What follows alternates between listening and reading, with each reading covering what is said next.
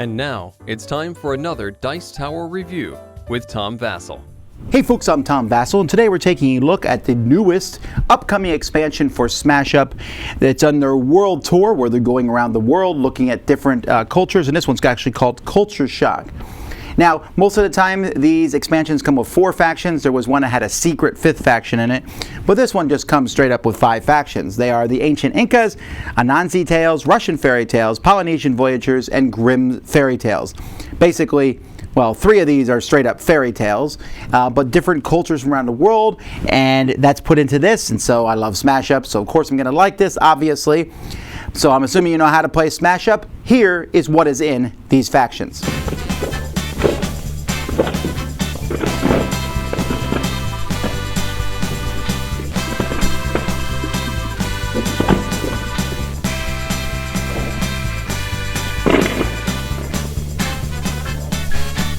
The first factions that we're going to look at are ones that I think are a little more complex than we normally see. So the Ancient Incas have the Temple of the Sun, where you play on a base, draw a card, and after you play another action on this base, you draw a card. So every time you play, you can like jump these up. Play on a base, ongoing, you have +2 power here for each of your other actions on this base. So you can see that the actions here kind of stack up. You know, here, play a base, you can move people, and if you play another action here, you can move another minion from here, put a power on one of your minions. If you put another action there, you get another power token on your minions. Turn the top card of the deck face up. While the top base is face up, this base also has its abilities, so it like doubles the abilities of a base. So these are actions that you can play on a base. You even have this, which lets you pick an action that's on a base, that can be played on a base and played as an extra action, or return any number of actions on base to your hand, and you must play each of them as an extra action. So you bring them back and you take them off. The cities of gold. Anyway, play after a base scores. You can return one of the actions to your hand and shuffle the rest of them into your deck instead of your discard pile. And then the llama, you can return one of your actions played in another base to your hand and play it here as an extra action. Reveal cards. You reveal an action that can be played on a base. After the first time you play an action on a base this turn, you can play another action. And search your deck for an action that can be played on the base and add it to your hand. And if you play an action on a base, place a +1 on one of your minions there. Okay, so you can see very obviously that this is a very straightforward faction, but it's not so easy to play because you got to figure out how to play these actions to help you out the most. But the complexity with this particular faction is not necessarily, playing them. It's picking one. You will, if you're picking your factions, you're going to want to go through and find other factions that also play actions on bases, because that's going to help you out considerably. So that's why I think this one's a little bit more complex. It's just that it doesn't mix with every deck, in my opinion, as well. Then we have an Anansi Tales here. First of all, I love that this is like let it be full and eat and pot of beans. But what this deck is all about, and this one's a little trickier to play because it's all about placing cards in someone else's hand. Every action practically says draw 2 cards and give it to somebody else. Put 2 power counters on your hand, put it in someone else's hand. So you're going to want to make sure you spread these out. Search a card for a regular action and play it as an extra action. Then put it in someone else's hand. Move one of your minions to another base. Put it in someone else's hand. You can place 3 cards from your hand into other people's hands. And for each one that you do, draw a card. Look at our player's hand. You can play a card that you own from their hand as an extra card. So suddenly, you can take these cards you've been putting in other people's hands and play them. Shuffle 3 actions from your discard pile in your deck and play an extra action. And then put that in someone else's hand. Draw a card for each other player, then place a card from your hand into each other player's hands, play an extra action. Now, by the way, notice that a lot of these cards, like, for example, move your minions to another base, place this card in another player's hand, if they play it, they have to do the same thing. So they might give these back to you because they know that you might give them back to them. So that's kind of an interesting thing. So the minions here, if someone plays or discards a card they don't own, you can play this minion as an extra minion. Well, that's neat. All right. We also have Anansi the spider, which is gross. Search your deck for an action and play it as an extra action and place it in someone else's hand, and then you can't play any copy of that action again this turn. So you can search, play it as an extra action, and put it in someone else's hand. The turtle, you can place a card from your hand to someone else's hand to draw 2 cards. Here, when someone plays or discards a card they don't own, this guy goes up by 1 power. This guy's awesome because he's a 4, but almost guaranteed 5, 6, 7 if other people are playing cards. And after you place a card in someone else's hand, put a +1 power on this minion. The leopard and the python are amazing. So this is going to be a little tricky. Now there's only one of each of these two. There's a lot of the hornets and the turtles and stuff. But this is a trickier faction to play because you are helping other people, but at the same time doing it, at the expense of making yourself better. So let's take a look now at Russian fairy tales. Here we have a toad, which is 0. But you can give control to someone else to shuffle one of their minions into its owner deck. So it gets rid of one of their minions and you give them a 0. The birch you can destroy to search for the birch woman, add it to your hand.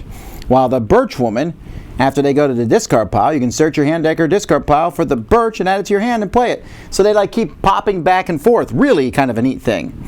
The Tsar Eagle, draw a card or put a minion from another player's discard pile on top of their deck. So you can, it gives you a card, but you can also, you can give someone a minion back that you want them to play again, which is kind of interesting here. The Foolish Magician, draw 3 cards and place 3 cards from your hand on top or bottom of your deck in any order. Finish the Falcon. Before base scores, you can move this guy there or return this minion from there to your hand and play it on another base as an extra action. We're going to lose. I'm out. The Grey Wolf's really interesting. Put this minion on top of its owner's deck to play an extra minion here and put a +1 counter on it. So that's kind of interesting because the Grey Wolf just keeps giving power tokens to other people. And then Baba Yaga, you'll notice there's a lot of unique, that's 8 different minions here. She has the talent to place another minion at the bottom of its deck, have them play a minion off the top of their deck here as an extra minion, then shuffle their deck. So it's kind of unique how this faction is working, like forcing other players to do things. Place a minion on the bottom of its owner's deck to have them play a minion off the top of the deck there as an extra minion, then shuffle their deck. So you kind of turn one thing into another thing. So these cards you have to kind of combo off each other. Mass Transformation is just like everyone gets rid of their hand. So there's that. Bewitched. Play a minion, they're +2 power. And then this goes to somebody else. This is actually a really awesome card. The Water of Life. Bring someone back from the dead. I like that a lot. Choose a base, shuffle a random minion there controlled by each other player into their deck. That's also powerful. After you place a minion there, draw a card. The Frog Princess. The minion goes in the bottom of their deck to play a minion off the top of your deck as an extra minion. Then transfer this action to that. So there's a lot. This is possibly the most complex deck of all of them because there's just a lot of stuff going on, and again you'll notice kind of the theming of this set is there's a little bit more complexities to these decks. Doesn't mean they're bad though. So that's Russian fairy tales.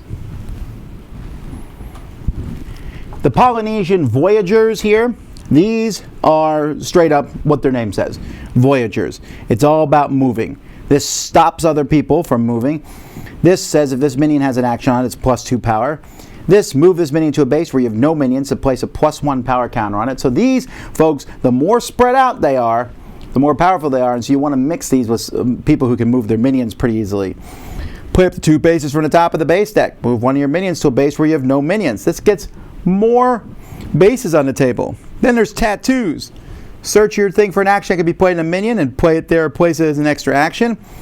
Why is that called tattoo? Because we have lots of tattoos. The Ocean. Play a minion at a base with no other player's minions, and now you can move them to another base to get a +1. The Sun Tattoo. Put on a minion, and this minion has +2 power, and after base scores, you can play it there with no actions to move it to another base instead of discard pile. And the Shark Tattoo. And there's multiples of these tattoos in the deck. And here you put a +1 power, and if it's your only minion at a spot, you get a +1 power counter on this minion. So this game is going to reward you to have minions by themselves, but to split them up. You can also, you got Volcano Uprising to move one of your minions to it, or blow up a base with no player's minions on it. And then it gets replaced with 2 bases. So you can get a lot of bases on the table with these guys. Did I mention this is my second favorite faction? Because I really like this one.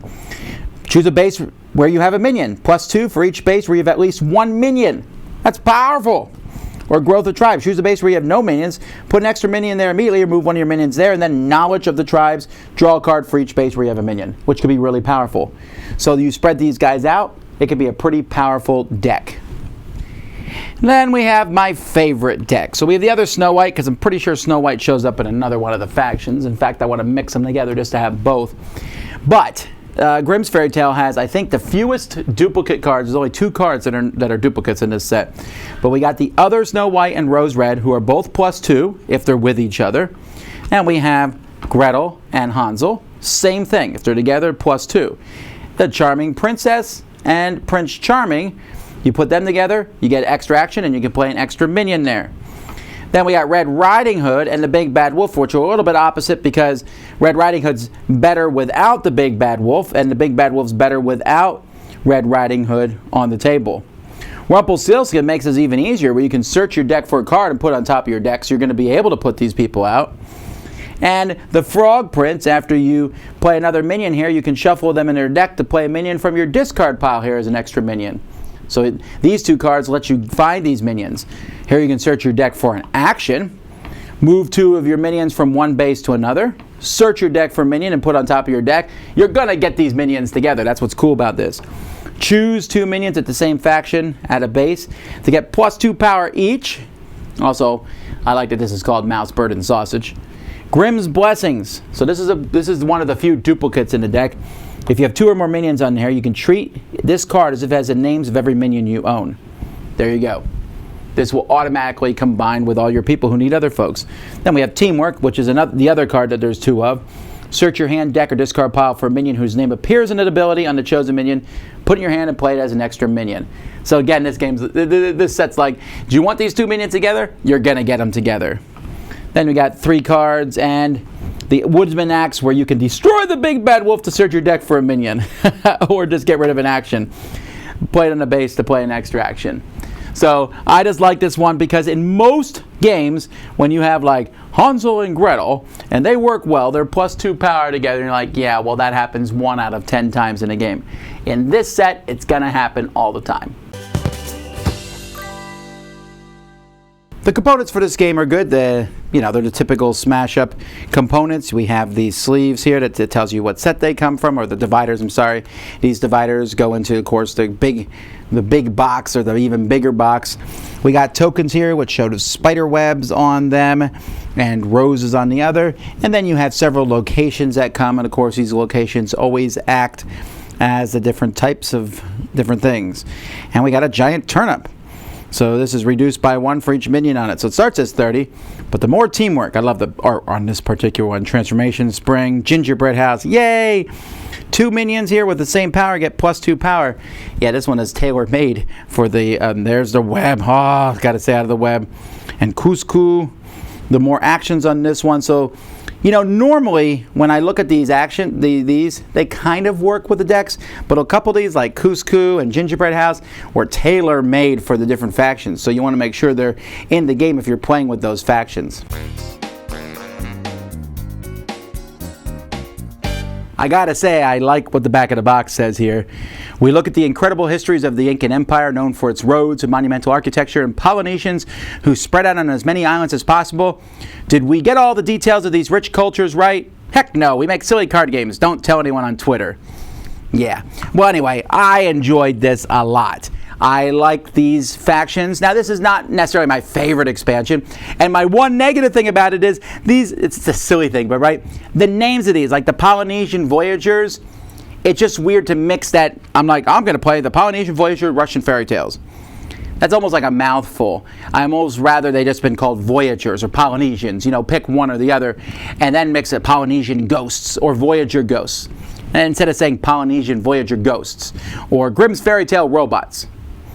Well, actually, that does sound kind of cool. But, so that's super, super, super minor thing. This is definitely an advanced set for sure. I don't think any of these sets are, like, really simple.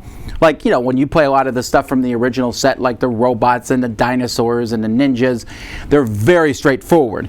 These are not, like the Polynesians, you got to spread out. The other one, you're trying to play actions and get those actions back. And the other one, you're giving other people cards, which sounds like you're helping them, and you are, but it's supposed to help you more.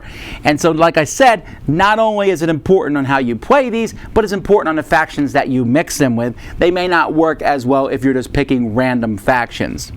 That being said, still having more is better, and I really do like the emphasis on cultures all over the world. That's a lot of fun, and I think it expands the Smash Up universe, which has 7 million factions at this point. Actually, there's probably less than 100 still, but there is a lot of them out there. This is a pretty cool one. I like it a lot. That's Culture Shock for Smash Up. Dice Tower Judgment approved.